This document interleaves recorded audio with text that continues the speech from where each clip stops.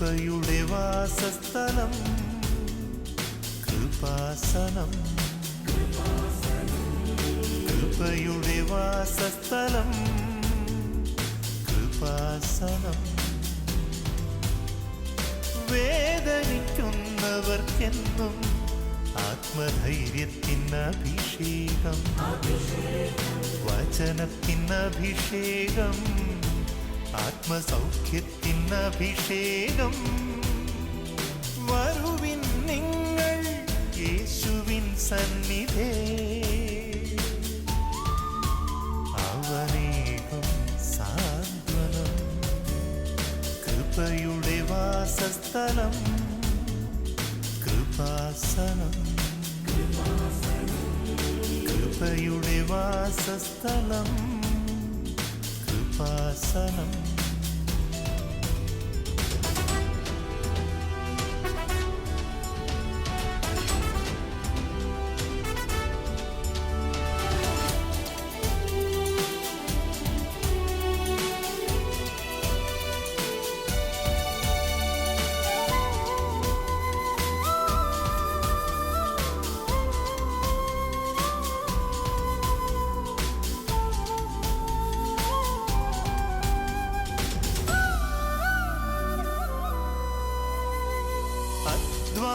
ഭാരത്താലേ തളരുന്ന സോദരേ, സഹനത്തിരമാലയിൽ പതറാതെ മുന്നേറിടാം.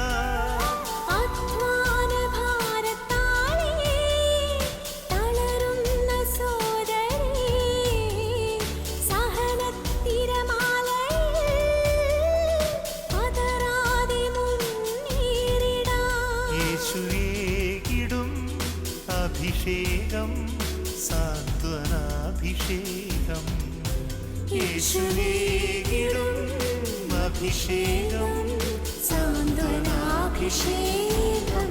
പരിശുദ്ധ പരമ ദിവ്യകാരുണ്യത്തിന് ആരാധനയും സ്തുതിയും പുകഴ്ചയും ഉണ്ടായിരിക്കട്ടെ. നിത്യസ്തുതിക്കെന്നും യോഗ്യനായ പരിശുദ്ധ പരമ ദിവ്യകാരുണ്യ ഈശോയ്ക്ക് ആരാധനയും സ്തുതിയും പുകഴ്ചയും, ആരാധനയ്ക്കെന്നും യോഗ്യനായ പരിശുദ്ധ പരമ ദിവ്യകാരുണ്യ ഈശോയ്ക്ക് ആരാധനയും സ്തുതിയും പുകഴ്ചയും ഉണ്ടായിരിക്കട്ടെ.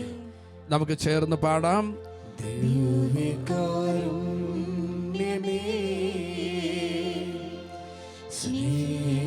സ്നേഹനാഥാ,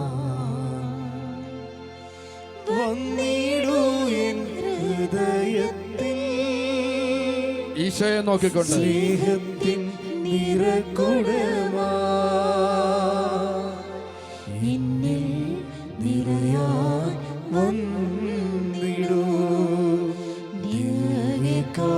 ദിവ്യകാരുണ്യമേ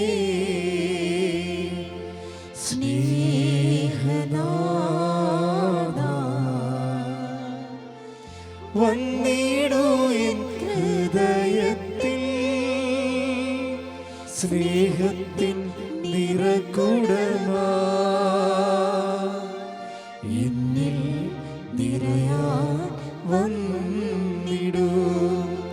ഓ നൽ തിരുവോസ്തിരുമാ, ചേർന്ന് പാടുക. വരൂ നിറയൂ എൻ അകതാരിൽ, ഓ നൽ തിരുവോസ്തിരുമാ,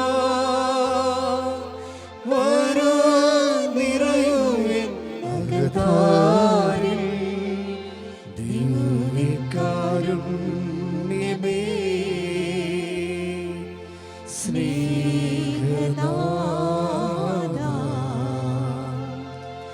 വന്നിടൂ എൻ ഹൃദയത്തിൽ, സ്നേഹത്തിൻ നിറകുടമാ എന്നിൽ നിറയാൻ വന്നിടൂ. കരങ്ങൾ ഉയർത്തി ഒന്ന് സ്തുതിക്കട്ടെ, ശക്തമായി സ്തുതിക്കട്ടെ. ഹല്ലേലൂയ, ഹല്ലേലൂയ. യേശുവേ ആരാധന, ആരാധന, ആരാധന. ദൈവമേ ആരാധന, ദൈവമേ ആരാധന. ഈശോയെ ആരാധന. യുഗങ്ങളുടെ കർത്താവിനെ സ്തുതിക്കുക. നീതിമാനായ കർത്താവിനെ ഞാൻ സ്തുതിക്കും. യുഗങ്ങളുടെ കർത്താവിനെ സ്തുതിക്കുക എന്ന് തോപിത്ത് പറഞ്ഞതുപോലെ നമ്മുടെ കർത്താവിനെ സ്തുതിക്കട്ടെ. ഇരു കൈകൾ ഉയർത്തി ഒരേ മനസ്സോടുകൂടി ഒരേ ആത്മാവോടുകൂടി നമുക്ക് എല്ലാവർക്കും കർത്താവിനെ സ്തുതിക്കാം. ഹല്ലേലൂയ ഹല്ലേലൂയ ഹല്ലേലൂയ ഹല്ലേലൂയ ഹല്ലേലൂയ ഹല്ലേലൂയ ഹല്ലേലൂയ. ആരാധന ആരാധന ആരാധന ആരാധന. Praise the Lord. Praise the Lord. പ്രിയമുള്ളവരെ, നമ്മുടെ ഈ ജന്മത്തിൽ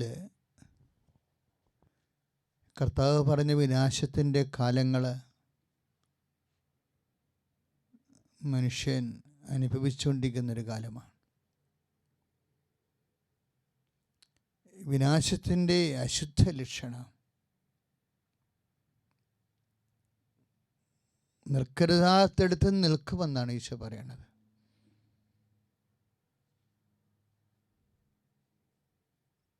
അത് ഏത്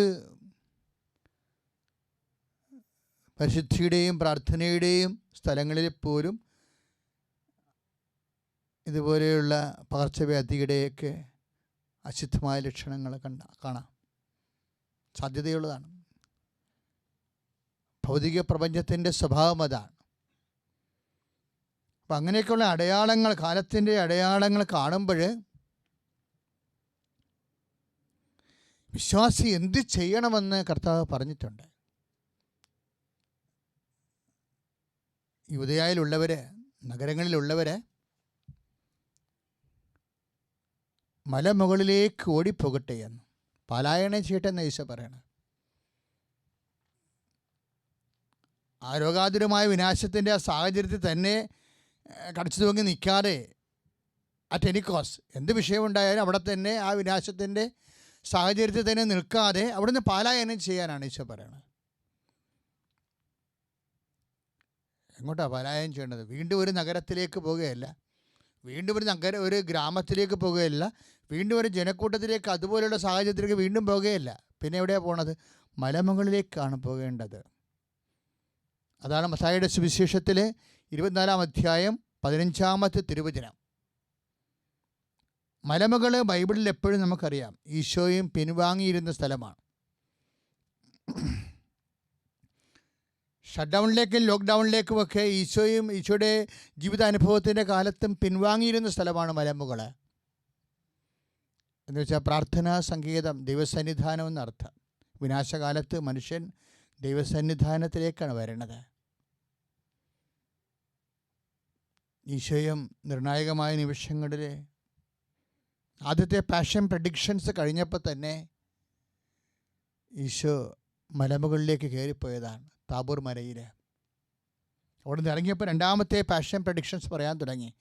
പീഡാനുഭവ പ്രവചനങ്ങൾ. മനുഷ്യപുത്രൻ ശത്രുക്കരങ്ങളിൽ ഏൽപ്പിക്കപ്പെടും, അവർ അവനെ പീഡിപ്പിക്കും, അവർ അവനെ വധിക്കും. അങ്ങനെയുള്ള തൻ്റെ ജീവിതത്തെയും ദൗത്യത്തെയും കുറിച്ചുള്ള പരമപ്രധാനമായ വെളിപ്പെടുത്തലുകൾ പരിശുദ്ധാത്മാവ് ഈശോയ്ക്ക് നൽകിയപ്പോൾ ഈശോ ആദ്യം കയറിപ്പോയതാണ്. വിനാശത്തിൻ്റെ കാലം കണ്ടപ്പോൾ കർത്താവ് കയറിപ്പോയതാണ് മലമുകൾ. അതാണ് മത്തായിയുടെ സുവിശേഷം 17:1. അവൻ ഉയർന്ന മലയിലേക്ക് പോയെന്ന്. ഉയർന്ന മലയിലേക്ക് പോയത് എന്തിനാണ്? പ്രാർത്ഥനയിൽ മുഴുകിയെന്ന്. അപ്പം ഇങ്ങനെയുള്ള എല്ലാ ദുരന്ത കാലഘട്ടങ്ങളും വിശ്വാസിക്ക് പ്രാർത്ഥനയുടെ കാലമാണ്. കർത്താവ് സ്വയം പോണതുണ്ട്. കർത്താവിനെ ഉയർന്ന മലയിലേക്ക് കൊണ്ടുപോയ ചരിത്രമെന്ന് ബൈബിൾ പറയുന്നുണ്ട്. അത് വിനാശത്തിൻ്റെ കാലത്ത് തന്നെയാണ്. സാത്താൻ ഈശോനെ ഉയർന്ന മലയിലേക്ക് കൊണ്ടുപോയെന്ന് നമ്മൾ 4-ാം അധ്യായത്തിൽ വായിക്കുന്നുണ്ട്. മത്തായിയുടെ ശ്രീഹായുടെ സുവിശേഷം 4-ാം അധ്യായം 8-ാമത്തെ വാക്യം. അവൻ ഉയർന്ന മലയിലേക്ക് കൊണ്ടുപോയിട്ട് ലോകത്തിൻ്റെ എല്ലാ രാജ്യങ്ങളും കാണിച്ചു എന്നാണ് പറയണത്. ഇപ്പം ലോകത്തിൻ്റെ എല്ലാ രാജ്യങ്ങളും പിന്നെ എന്താണ് അതിൻ്റെ മഹത്വങ്ങളും കണ്ടെന്ന്. ഇപ്പോഴും നമ്മളെ ഓടിച്ച് മലമുകളിലെ പ്രാർത്ഥനാ സങ്കേതത്തിൽ കയറ്റിയിട്ടുണ്ട്. നമ്മളും ഈ കാലത്ത് ലോകത്തിൻ്റെ എല്ലാ ലോകങ്ങളെയും കാണുകയും ചെയ്യുന്നുണ്ട്. പക്ഷേ മഹത്വമില്ലാത്ത ലോകത്തെയാണ് കാണുന്നത്. കർത്താവിൻ്റെ കാലത്ത് പിശാച് കാണിച്ചു കൊടുത്തത് മഹത്വമുള്ള ഒരു ലോകമാണ്. ഈ മഹത്വമില്ലാത്ത രാജ്യങ്ങൾക്ക് മഹത്വം മങ്ങാൻ കാണാത്തൊരു വൈറസ് മതി എന്നുള്ള സൂചന കാലത്തിൻ്റെ ചുവരെഴുത്ത് പോലെ നമ്മൾ വായിക്കേണ്ടതാണ്. ഇത് കാണിച്ചിട്ടാണ് കർത്താവിനോട് പറഞ്ഞത്, നീ എന്നെ കുമ്പിട്ട് ആരാധിച്ചാൽ മതി, ഈ മഹത്വമെല്ലാം ഞാൻ നിനക്ക് തരുമെന്ന് പറയും. അപ്പം കർത്താവ് പറയും, കാണപ്പെടാത്തൊരു വൈറസ് വന്നാൽ തീരാനേ ഉള്ളൂ ഈ രാജ്യങ്ങളുടെയൊക്കെ മഹത്വം എന്ന്. അതുകൊണ്ട് പറയും, നിൻ്റെ ദൈവമായ കർത്താവിനെ മാത്രം ആരാധിക്കണമെന്ന് പറയും. എത്രയോ കാലം മുമ്പ് മനുഷ്യൻ അനുഭവിക്കാൻ പോകുന്ന എല്ലാ ആധ്യാത്മിക വിഷയമതകളുടെ മേലും കർത്താവ് നമുക്കൊരു കൈ ചൂണ്ടി തന്നതാണ്. ഇത് പ്രാർത്ഥനയുടെ കാലമാണ്. നമ്മൾ അതിജീവിച്ചു കൊണ്ടേയിരിക്കുകയാണ്. അങ്ങനെ പറയാൻ പറ്റത്തുള്ളൂ. പോയ സാധനം വീണ്ടും തിരിച്ച് വരാൻ പറ്റത്തില്ലെന്ന് പറയാൻ പറ്റത്തില്ല. നമ്മൾ അതിജീവിച്ചു കൊണ്ടേയിരിക്കുകയാണ്. പക്ഷെ നമ്മൾ അതിജീവിക്കേണ്ടത് എങ്ങനെയാണ്? പ്രാർത്ഥനയിലാണ് നമ്മൾ അതിജീവിക്കേണ്ടത് എന്നാണ് ഈശോ നമുക്ക് നൽകിയ ഏറ്റവും വലിയ സൂചന. അപ്പോഴേ ഈ അതിജീവന കാലഘട്ടങ്ങളിൽ, പ്രാർത്ഥനയുടെ കാലഘട്ടങ്ങളിൽ, ഇപ്പോൾ യോഹന്നാൻ്റെ സുവിശേഷം ഈശോ പറയണത് എന്താണ്? ഏത് വിനാശത്തിൻ്റെ കാലഘട്ടവും ദൈവത്തിന് ചുരുക്കാൻ പറ്റുമെന്നാണ്. അതെങ്ങനെയാണ്? എന്തിനെ പ്രതിയാണ്? തിരഞ്ഞെടുക്കപ്പെട്ടവരെ പ്രതി എന്നാണ് പറയണത്. അതാണ് മത്തായിയുടെ സുവിശേഷം 15-ാം അധ്യായം 24-ാം അധ്യായം 22-ാമത്തെ വാക്യം. മത്തായി 24:22 വിനാശത്തിൻ്റെ കാലത്ത് തിരഞ്ഞെടുക്കപ്പെട്ടവരെ പ്രതി ചുരുക്കിയില്ലായിരുന്നെങ്കിൽ. അപ്പോൾ ചുരുക്കാൻ പറ്റൂ, ദൈവത്തിനെ ചുരുക്കാൻ പറ്റത്തുള്ളൂ. പക്ഷേ ആരെ പ്രതിയാണ് ദൈവം ഈ സമയം ചുരുക്കണത്? തിരഞ്ഞെടുക്കപ്പെട്ടവരെ പ്രതിയാണ്. പക്ഷേ തിരഞ്ഞെടുക്കപ്പെട്ടവരാരാ? വിളിക്കപ്പെട്ടവരൊക്കെ അനേകമാകാം, പക്ഷെ കർത്താവ് പറഞ്ഞു തിരഞ്ഞെടുക്കപ്പെട്ടവരോ ചുരുക്കം. തിരഞ്ഞെടുക്കപ്പെട്ടവരുടെ അടയാളം എന്താ? കൊളോസ്യസിൻ്റെ ലേഖനത്തിൽ 3:12 പറയും പൗലോസ് അപ്പോസ്തലൻ, ആകയാൽ തിരഞ്ഞെടുക്കപ്പെട്ടവരും ദൈവത്തിൻ്റെ വാത്സല്യ ഭാജനങ്ങളും എന്ന നിലയിൽ നിങ്ങൾ കാരുണ്യം, കൊളോസ്യസ് 3:12, കാരുണ്യം, ദയ, സൗമ്യത, വിനയം എന്നിവ പരിശീലിക്കുവിൻ. ഇപ്പം തിരഞ്ഞെടുക്കപ്പെട്ടവർ വിനാശത്തിൻ്റെ കാലത്ത് കാരുണ്യം കാണിക്കുന്നവരാ. തിരഞ്ഞെടുക്കപ്പെട്ടവർ വിനാശത്തിൻ്റെ കാലത്ത് സൗമ്യത കാണിക്കുന്നവരാ. തിരഞ്ഞെടുക്കപ്പെട്ടവർ വിനാശത്തിൻ്റെ കാലത്ത് വിശ്വാസത്തിൽ അധിഷ്ഠിതമായ വിനയം പ്രകടിപ്പിക്കുന്നവരാണ്. അതൊക്കെയാണ് ഈ കാലഘട്ടത്തിൽ തിരഞ്ഞെടുക്കപ്പെട്ടവരുടെ മുഖമുദ്രകൾ. അവരെ പ്രതിയാണ് ദൈവം സമയം ചുരുക്കാൻ പോണത്. വിനാശത്തിന് സമയം ചുരുക്കാൻ നമുക്ക് സമയം ചുരുക്കാൻ പറ്റും. നമുക്കിതിന് സമയം ചുരുക്കാൻ പറ്റും. നമ്മൾ എന്ത് ചെയ്യണം? അഭ്യസിപ്പിക്കണം, പരിശീലിക്കണം. എന്താണ്? തിരഞ്ഞെടുക്കപ്പെട്ടവരെ കാരുണ്യം അഭ്യസിക്കണം. തിരഞ്ഞെടുക്കപ്പെട്ടവർ വിനയം. നമുക്കറിയാം കാരുണ്യം, ദയ, വിനയം എന്ന് പറയുന്ന എല്ലാം ഒരു സംഭവം തന്നെയാണ്. അർഹതയില്ലാത്ത സ്ഥലത്ത്, അർഹതയില്ലാത്ത വ്യക്തികൾക്ക് അവർ അർഹിക്കാത്തത് നമ്മുടെ കാരുണ്യം കൊണ്ട് കൊടുക്കുന്നതാണ്. അപ്പോൾ അവർക്ക് അവകാശമില്ല. പല വിഷയങ്ങളും പല ആനുകൂല്യങ്ങളും നമ്മൾ കൊടുക്കുമ്പോൾ അതിന് അവർക്ക് അർഹതയുണ്ടോ ഇല്ലയോ എന്ന് ചോദിക്കാൻ നമ്മൾ ബാധ്യസ്ഥരല്ല. ഇപ്പോൾ ചില ആൾക്കാർ പറയല്ലേ, ഇവനൊക്കെ ഒരു സഹായം കൊടുക്കരുത്, അവനൊക്കെ പോയി വെള്ളം അടിക്കാൻ വേണ്ടിയാണ്. അവർ വെള്ളം അടിക്കുന്നുണ്ടോ ഇല്ലയോ തിരക്കാൻ നമുക്ക് അവകാശമില്ല. അത് നമ്മളെ ഏൽപ്പിച്ചിട്ട് ഇല്ലാത്ത ജോലിയാണ്. ആരെങ്കിലും നശിക്കുന്നുണ്ടെങ്കിൽ അവൻ്റെ കയ്യിരിപ്പ് കൊണ്ടാണെന്ന് പറഞ്ഞ് നമുക്ക് ഒഴിഞ്ഞു മാറാൻ പറ്റത്തില്ല. അവിടെ കാരുണ്യം വേണം, വിനയം വേണം. ഇതൊന്നും അവൻ്റെ യോഗ്യത അടിസ്ഥാനപ്പെടുത്തിയല്ല ഉള്ളത്. അതവൻ്റെ യോഗ്യത അടിസ്ഥാനപ്പെടുത്തിയല്ല. യോഗ്യതയില്ലാത്തവർക്ക് കർത്താവിൻ്റെ നാമത്തിൽ സംരക്ഷണവും ആശ്വാസവും പകരണതാണ് കാരുണ്യം, വിനയത്തിൻ്റെ. അത് വിനയമുള്ളവർക്കേ പറ്റത്തുള്ളൂ. പ്രിയപ്പെട്ടവരെ, ഈ വിനാശത്തിൻ്റെ കാലം ചുരുക്കാൻ വേണ്ടി, തിരഞ്ഞെടുക്കപ്പെട്ടവരുടെ ഗണത്തിൽ ചേർക്കപ്പെടാൻ വേണ്ടി കർത്താവ് നൽകുന്ന മുഖമുദ്രയാകുന്ന സ്നേഹം, ക്ഷമ, വിനയം, കാരുണ്യം, സൗമ്യത എന്നിവ അഭ്യസിപ്പിച്ചുകൊണ്ട് ഈ കാലഘട്ടത്തിൽ കർത്താവിൻ്റെ കൃപയ്ക്ക് പാത്രമാകാം. നമ്മൾ വഴി സമൂഹം അനുഗ്രഹിക്കപ്പെടട്ടെ. സ്തുതിക്കട്ടെ. ഹല്ലേലൂയ. യേശു സ്തോത്രം. ഹല്ലേലൂയ. ശക്തമായി സ്തുതിക്കട്ടെ. ഹല്ലേലൂയ. കരങ്ങൾ ഉയർത്തി സ്തുതിക്കട്ടെ. ഹല്ലേലൂയ. യേശു നാമം മഹത്വപ്പെട്ട, കർത്താവിന്റെ നാമം മഹത്വപ്പെട്ട. ഹല്ലേലൂയ. നമുക്ക് എളിമപ്പെട്ടുകൊണ്ട് വിനാശത്തിന്റെ ആ കാലയളവ് പിതാവായ ദൈവമേ യേശു നാമത്തെ കുറച്ചു തരുവാൻ നമുക്ക് പ്രാർത്ഥിച്ചുകൊണ്ട് നമുക്ക് ഇരുകരങ്ങൾ ഉയർത്തി കരങ്ങൾ അടിച്ചുകൊണ്ട് ശക്തിയോടുകൂടി ഗായകസംഘത്തോട് ചേർന്ന് നിന്നുകൊണ്ട് നമുക്ക് ഈശോയെ നോക്കിക്കൊണ്ട് എളിമപ്പെട്ടുകൊണ്ട് പ്രാർത്ഥിക്കാൻ പഠിപ്പിച്ചാൽ ഉത്തരവുണ്ട്, യാചിച്ചാൽ മറുപടിയുണ്ട്, മുട്ടിയാൽ തുറന്നിടും, ചോദിച്ചാൽ ലഭിച്ചിടും, അതു നിശ്ചയം. പ്രാർത്ഥിച്ചാൽ ഉത്തരവുണ്ട്, യാചിച്ചാൽ മറുപടിയുണ്ട്, മുട്ടിയാൽ തുറന്നിടും, ചോദിച്ചാൽ ലഭിച്ചിടും, അതു നിശ്ചയം. കരങ്ങൾ അടിച്ചുകൊണ്ട് പ്രാർത്ഥിച്ചാൽ ഉത്തരമുണ്ട്, യാചിച്ചാൽ മറുപടിയുണ്ട്, മുട്ടിയാൽ തുറന്നിടും, ചോദിച്ചാൽ ലഭിച്ചിടും, അതു നിശ്ചയം. നിശ്ചയം നിശ്ചയം അതു നിശ്ചയം, വാക്കു പറഞ്ഞവൻ മാറുകില്ല. നിശ്ചയം നിശ്ചയം അതു നിശ്ചയം, വാഗ്ദത്തം തന്നവനകലുകില്ല. സ്തുതിക്കട്ടെ.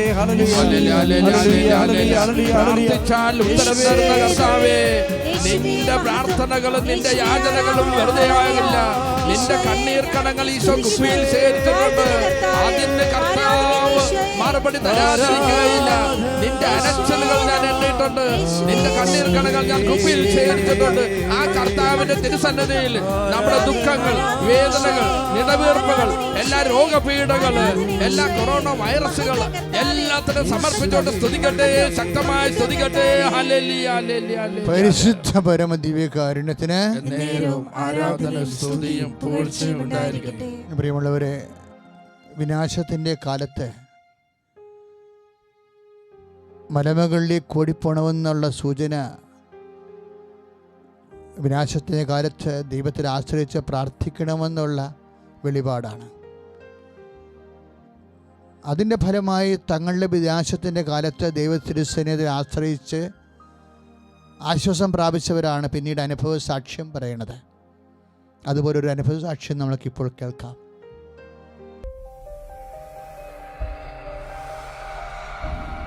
എൻ്റെ പേര് ബിന്ദു ജോസ്. കോതമംഗലം രൂപതയിൽ നിന്നും വെളിച്ചാൽ ഇടവകാംഗമാണ്. ഞാനിവിടെ മെയ് 18-ാം തീയതിയാണ് 18 വർഷമാണ് ഉടമ്പടി എടുത്തത്. പെരയുടെ പണിയുടെ ഇടയ്ക്കാണ് എൻ്റെ ഈ വലത് കൈ പൊങ്ങുകയില്ല, പിന്നെ ഈ കഴുത്തിനും ഒരു ബുദ്ധിമുട്ട്. അപ്പം ഞങ്ങൾ 1-2 ഹോസ്പിറ്റലിലൊക്കെ പോയി. അപ്പം ചെന്ന് കഴിഞ്ഞപ്പോൾ പറഞ്ഞു അത് ബുദ്ധിമുട്ടാണ്, ഇതൊരു ഓപ്പറേഷൻ ചെയ്യാതെ പറ്റില്ല, സ്പോണ്ടിലോസിസിൻ്റെ ഇതാണ് എന്ന് പറഞ്ഞു. അപ്പം ഞാനിവിടെ അച്ഛനെ കാണാനായിട്ട് വന്നു. കോളറൊക്കെ ഇട്ടുകൊണ്ടാണ് വന്നത്. പക്ഷേ അച്ഛനെ കാണാൻ വന്നിരുന്നപ്പോൾ എനിക്ക് തോന്നി ടോക്കൺ കിട്ടാൻ ബുദ്ധിമുട്ടാണ്. എങ്ങനെയൊക്കെയോ മാതാവ് എനിക്കൊരു ടോക്കൺ തന്നു. ഞാനിവിടെ വന്നിരുന്ന് കഴിഞ്ഞപ്പോൾ ഈ കോളർ ഇട്ടുകൊണ്ട് എങ്ങനെ ഇരിക്കുക, അച്ഛൻ്റെ മുന്നിലേക്ക് എങ്ങനെയാണ് കോളർ കൊണ്ട് പോകുന്നത്, കഴുത്തിനാണെങ്കിൽ നല്ല വേദനയുണ്ട്. അപ്പം ഞാൻ കോളർ അഴിച്ച് അവിടെ മാറ്റി വെച്ചിട്ട് അച്ഛനെ കാണാനിട്ട്. അപ്പോൾ എൻ്റെ മൂത്ത മോനും ഞാനും കൂടിയാണ് വന്നത്. വന്നു കഴിഞ്ഞപ്പോൾ അച്ഛനെ കണ്ടു കഴിഞ്ഞപ്പോൾ അച്ഛൻ എന്നോട് ചോദിച്ചു, നിനക്കാണോ സ്പോണ്ടിലോസിസ്? ഇത് കുഴപ്പമൊന്നും ഇല്ലല്ലോ എന്ന് പറഞ്ഞു. അപ്പോഴേക്കും എനിക്കൊന്നും പറയാൻ പറ്റിയില്ല, അച്ഛനോട് എനിക്കൊന്നും പറയാൻ പറ്റില്ല. ഞാൻ നന്നായിട്ട് കരഞ്ഞുപോയി. കാരണം പെരമണി നടക്കുന്നു, ഒരുപാട് കാര്യങ്ങളുടെ ബുദ്ധിമുട്ടിൻ്റെ ഇടയിലാണ് ഞാൻ ആ സമയത്തുണ്ടായിരുന്നത്. അച്ഛൻ എൻ്റെ കവിളത്തിങ്ങനെ തട്ടിയിട്ട് പറഞ്ഞു, നീ വിഷമിക്കൊന്നും വേണ്ട, എന്തായാലും അച്ഛൻ എൻ്റെ കഴുത്തിൽ കൈ വെച്ച് പ്രാർത്ഥിച്ചു. അച്ഛൻ്റെ പൗരോഹിത്യത്തെ സാക്ഷി നിർത്തിക്കൊണ്ട്, നിനക്ക് ഒരിക്കലും ഓപ്പറേഷൻ്റെ ഒരു ആവശ്യം വരില്ല, നീ ധൈര്യമായിട്ട് പോയിക്കോ, ഇനി കോളറും ഇടണ്ട, അത്യാവശ്യം ഗുളികകൾ മാത്രം കഴിക്കുക. ഈ സമയം വരേക്കും ഞാൻ അത് കഴിഞ്ഞതിന് ശേഷം കോളർ ഉപയോഗിച്ചിട്ടില്ല. എൻ്റെ കൈയും കാലും എൻ്റെ സ്വന്തമായിട്ടുള്ള ആവശ്യങ്ങൾക്കെല്ലാം തന്നെ ഞാൻ മറ്റുള്ളവരെ ആശ്രയിച്ച് വേണമായിരുന്നു. പക്ഷേ അങ്ങനെ ഒരു ആവശ്യം എനിക്കിപ്പോൾ ഇല്ല. ഞാൻ ഇവിടെ വന്ന് നിൽക്കുന്നത് പോലും ഞാൻ തനിച്ചാണ് വന്ന് നിൽക്കുന്നത്. എൻ്റെ മകൻ കൂടെ വന്നിട്ടുണ്ട്. പക്ഷേ ഞാൻ കയറി നിന്ന് സാക്ഷ്യം പറഞ്ഞോളാം എന്ന് പറഞ്ഞ് അങ്ങനെ പോരുക ചെയ്ത്. പിന്നെ ഉള്ള ഒരു ഇതെന്ന് വെച്ച് കഴിഞ്ഞാൽ, ഞങ്ങളുടെ വീട്ടിൽ ഞാൻ ഒരുപാട് കാര്യങ്ങൾക്ക്, ചെറുതും വലുതുമായിട്ടുള്ള ഒരുപാട് കാര്യങ്ങൾ മാതാവിൻ്റെ അനുഗ്രഹത്തിൽ ഈ ഉടമ്പടി എടുത്തു കഴിഞ്ഞതിന് ശേഷം നടന്നിട്ടുണ്ട്. എന്തായാലും ഒരുപാട് നന്മകൾ ചെയ്തു തന്ന മാതാവിനും തിരുക്കുമാരനും ഒരുപാട് നന്ദി, ഒരുപാട് നന്ദി. പ്രിയമുള്ളവരെ, നമ്മളൊരു സാക്ഷ്യം കേട്ടു. വിനാശത്തിൻ്റെ കാലത്ത് കർത്താവിൽ ആശ്രയിച്ചതിൻ്റെ. ഇപ്പോഴത് കേൾക്കുന്ന സമയത്ത് നിങ്ങളും ഒരു വിനാശത്തിൻ്റെ കാലത്തായിരിക്കാം. ജോലിയില്ല, വീടില്ല, വിവാഹം ഒത്തു വന്നിട്ടില്ല, കുഞ്ഞുങ്ങളില്ല, സാമ്പത്തിക തകർച്ച, രോഗം. നമ്മൾ മലമുകളിലേക്ക് ഓടിപ്പോവുകയാണ്. നമ്മുടെ മലമുകൾ എവിടെയാ? കർത്തൃസന്നിധിയിലാണ്. ഈ ആരാധനയിലേക്ക് നമ്മൾ പ്രവേശിക്കുകയാണ്. കർത്താവെ, വിനാശത്തിൻ്റെ കാലത്താണ് ഞങ്ങൾ നിൻ്റെ തിരുസന്നിധിയിലേക്ക് ഇപ്പോഴ് ആകർഷിച്ചെത്തിയിരിക്കുന്നത്. കർത്താവെ, ഈ ശുശ്രൂഷ പങ്കെടുക്കുന്ന 10,000 അവിടെ വിനാശത്തിൻ്റെ കാലത്ത് ഈ ആരാധനയിൽ നിന്നെ ആശ്രയിക്കുകയാണ്. ആശ്രയിക്കുന്ന ഓരോ മക്കളുടെ മേലും കർത്താവിൻ്റെ ആശ്വാസം ലഭിക്കട്ടെ. സ്തുതിക്കട്ടെ. ഹല്ലേലൂയ. ശക്തമായി സ്തുതിക്കട്ടെ. കരങ്ങൾ ഉയർത്തി സ്തുതിക്കട്ടെ. യേശുവേ, ആരാധന, ആരാധന.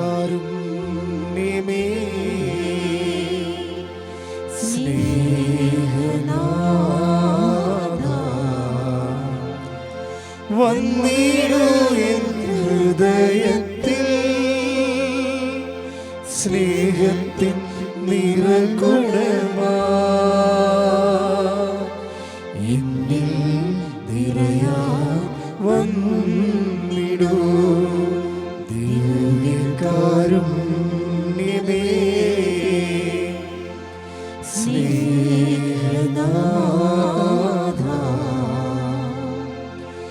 വന്നിടൂ എൻ ഹൃദയത്തിൽ സ്നേഹത്തിൻ നിറകുടമാ എന്നിൽ നിറയാൻ വന്നിടൂ. പരിശുദ്ധ പരമദിവ്യകാരുണ്യത്തിന് എന്നേരവും ആരാധനയും സ്തുതിയും പുകഴ്ചയും ഉണ്ടായിരിക്കട്ടെ. കർത്താവേ, നിന്നെ നാഥനും രക്ഷകനുമായി ഏറ്റുപറഞ്ഞുകൊണ്ട് നിന്നെ ആശ്രയിക്കണേ ചെയ്യോ. അനേകായിരങ്ങൾ കർത്താവ് അനുദിനം നിന്റെ നാമത്തെ വിളിച്ച് അപേക്ഷിച്ചുകൊണ്ട് വിടുതൽ പ്രാപിച്ച വിനാശത്തിൻ്റെ കാലഘട്ടത്തെ അവർ അതിലംഘിക്കുന്നുണ്ട് ഈശോയെ. അതുപോലെ കർത്താവ്, ഞങ്ങളും ഈ നിമിഷം ഞങ്ങളുടെ സങ്കടങ്ങളുടെ കണ്ണീരിൻ്റെ കാലത്ത് നിന്നെ ആശ്രയിക്കണം കർത്താവ്. നിന്റെ തിരുമുറുപാടുന്ന വലത് കരുത്ത കർത്താവ്, ഈ ആരാധന ലൈവായി പങ്കെടുക്കുന്ന ഓരോ മക്കളുടെ പേരും കർത്താവ് നിന്റെ ആണിപ്പെടുത്താറുന്ന അത്ഭുതകരം സ്പർശിക്കണമെന്ന് പ്രാർത്ഥിക്കുന്നു. ദൈവത്തിൻ്റെ കരുത്ത് ഈ നിമിഷം അവർക്ക് ആവശ്യിക്കട്ടെ. ആരാധന, ആരാധന, ആരാധന, ശക്തമായി സ്തുതിക്കട്ടെ.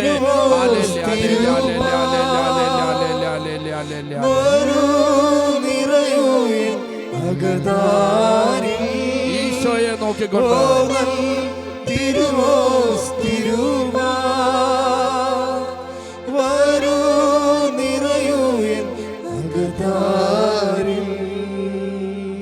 പരിശുദ്ധ പരമദിവ്യകാരുണ്യത്തിന് എന്നേരവും ആരാധന സ്തുതി. കർത്താവേ, നിന്റെ വിശുദ്ധമായ രക്തം കർത്താവേ ത്വക്ക് രോഗികളുടെ മേൽ തളിക്കണമെന്ന് പ്രാർത്ഥിക്കുന്നു. വിശപ്പ് രോഗികൾ കർത്താവേ, ത്വക്ക് രോഗികൾ കർത്താവേ, പലതരത്തിലുള്ള ശരീരത്തിന് പൊള്ള അനുഭവിക്കുന്നതിന് കർത്താവേ, നിന്റെ വിശുദ്ധമായ രക്തം കർത്താവേ അടയാളം കാണിക്കണേ കർത്താവേ, അത്ഭുതം പ്രവർത്തിക്കുന്ന കർത്താവേ, ആശ്വാസം നൽകണേ കർത്താവേ. യേശു ക്രിസ്തുവിന്റെ നാമത്തിലെ വിശുദ്ധ രക്തത്താൽ ത്വക്ക് രോഗികള് സൗഖ്യമാകട്ടെ.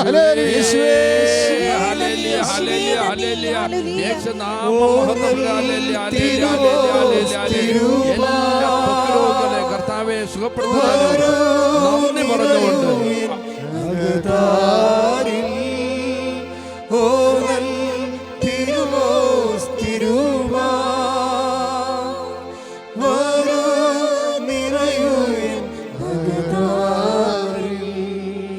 പരിശുദ്ധ പരമദിവ്യകാരുണ്യത്തിന്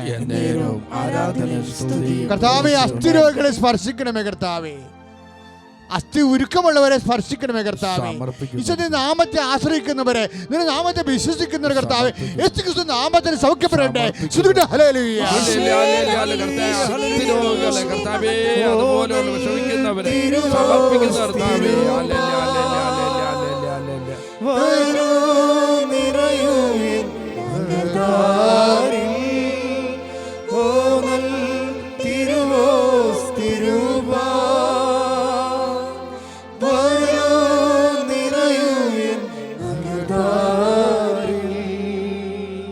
പരിശുദ്ധ പരമദിവ്യകാരുണ്യത്തിന് കർത്താവേ, ആന്തരിക അവയവങ്ങളെ സ്പർശിക്കണമേ കർത്താവേ. പലതരത്തിലുള്ള ഔഷധങ്ങൾ പ്രയോജനം കർത്താവേ, ഒരു മറുപടിയില്ലാതെ, ഒരു പരിഹാരമില്ലാതെ പേശികൾ, ആന്തരിക അവയവങ്ങൾ വേദനിക്കുന്നവരും ക്യാൻസർ പിടിച്ചവരും പലതരത്തിലുള്ള ദുരിതമായ രോഗങ്ങൾ അനുഭവിക്കുന്ന കർത്താവേ, ഈശോ അടിയാളം കാണിക്കണമേ കർത്താവേ, അത്ഭുതം പ്രവർത്തി കർത്താവേ, നാമത്തിൽ മാരക രോഗങ്ങൾ സൗഖ്യമാകട്ടെ. കർത്താവേ സ്തുതിക്കുന്ന കർത്താവേ, മാരകരോഗികളെ സമർപ്പിച്ചുകൊണ്ട് കർത്താവേ സ്തുതിക്കുന്ന ഹല്ലേലൂയ ഹല്ലേലൂയ യേശുവേ ആരാധന.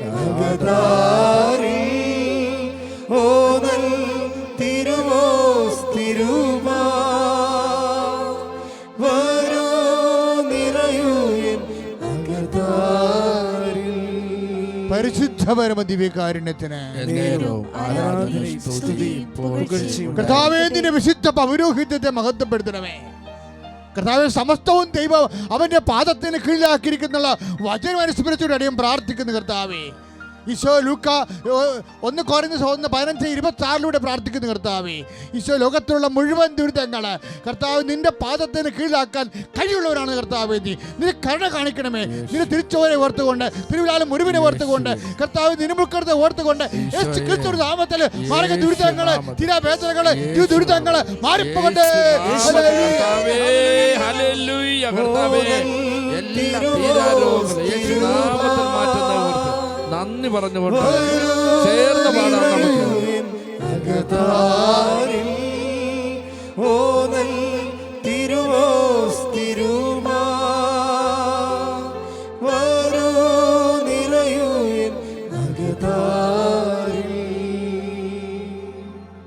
അന്വേഷണം കണ്ണുകളടച്ച് ഈ പ്രാർത്ഥനയിൽ സൂചിപ്പിക്കാൻ സമയപരിമിതിയുള്ള മറ്റു വിഷയങ്ങൾ